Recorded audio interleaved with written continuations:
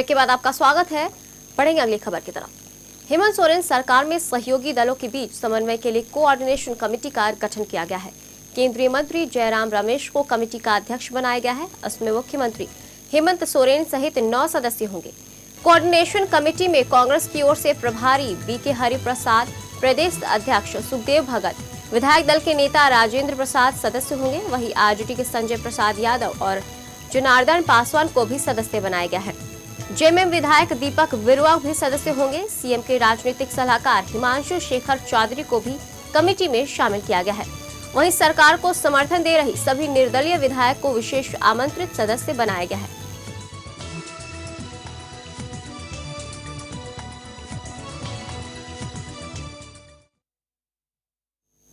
रांची में 29 दिसंबर को प्रस्तावित नरेंद्र मोदी की रैली की सफलता को लेकर बीजेपी ने पूरी ताकत झोंक दी है।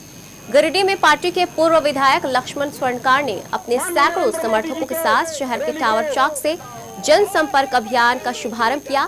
इस दौरान वो कटरमा संसदीय क्षेत्र के सभी 6 विधानसभा क्षेत्रों का भ्रमण करेंगे। स्वर्णकार ने कहा कि जनसंपर्क अभियान यात्रा में 500 गांवों का भ्रमण कर 50,000 लोगों को आमंत्रण पत्र दिया जाएगा। 500 किलोमीटर की इस यात्रा के दौरान कई जगहों पर नुक्कड़ सभाएं भी की जाएंगी।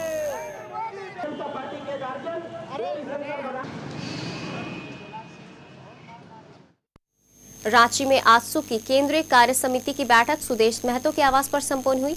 बैठक में मुख्य रूप से 2014 में होने वाले लोकसभा चुनाव पर चर्चा की गई। चुनाव की तैयारी के लिए बैठक में 4 लोकसभा सीट पर अपने प्रभारी के नाम की घोषणा की गई, जो लोकसभा चुनाव से पहले अपने अपने क्षेत्रों में आजसू पार्टी का प्रचार प्रसार का काम करेंगे।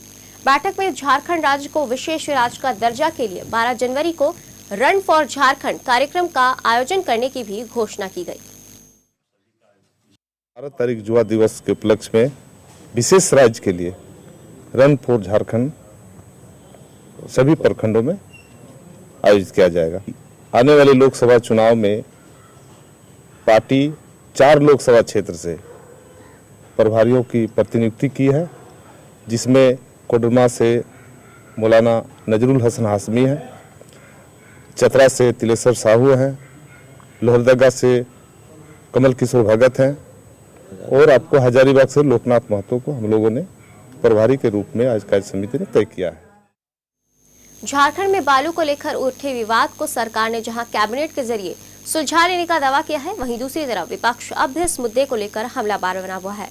शीत सत्र के तीसरे दिन विपक्ष ने सरकार को ये कहते हुए घेरने की कोशिश की कि सरकार अब भी इस मुद्दे पर गंभीर नहीं है, क्योंकि सरकार की तरफ से जो फैसला लिया गया है उस पर सरकार अब भी अमल नहीं कर रही। जबकि सरकार की ओर से मंत्री ददाई दुबे ने कहा कि इस मुद्दे पर विपक्ष लाभ लेना चाहता है। उन्होंने कहा कि सरकार के फैसले के बाद आम लोगों को बालू मिलने लगा है। इन सब के बीच अनुपूरक बजट भी पास हो गया है।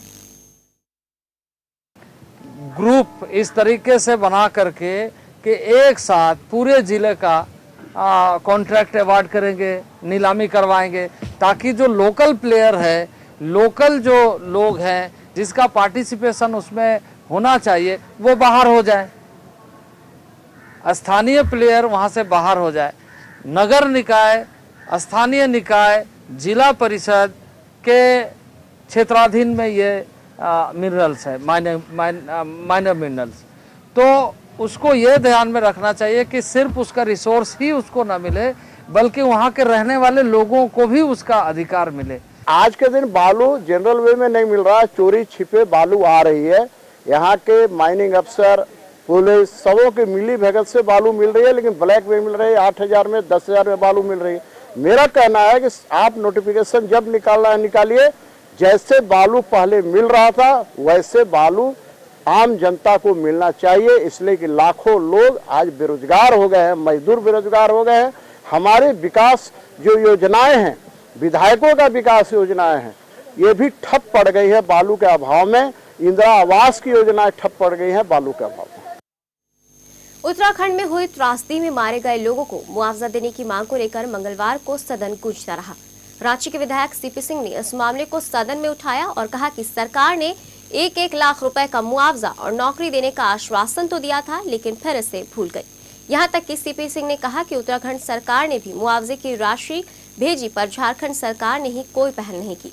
जिस पर सरकार की तरफ से संसदीय कार्य मंत्री राजेंद्र सिंह ने 10 दिनों के भीतर मुआवजा देने का ऐलान किया है। हमारे झारखंड के भी कई लोग का आज तक पता नहीं चला। उत्तराखंड सरकार ने वहां से राशि भेज दिया है 1,26,00,000 रुपया इनको मुआवजा के रूप में देने के लिए, और प्रमाण पत्र भेजा है जिसमें सबका मिल गया, 4 लोगों का भी नहीं मिला है।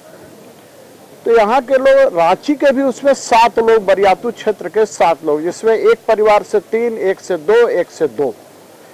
तो इन लोग सरकार पैसा लेकर के रखी हुई है। वक्त है एक और छोटे से ब्रेक का। अन्य खबरों के साथ जल्द लौटेंगे।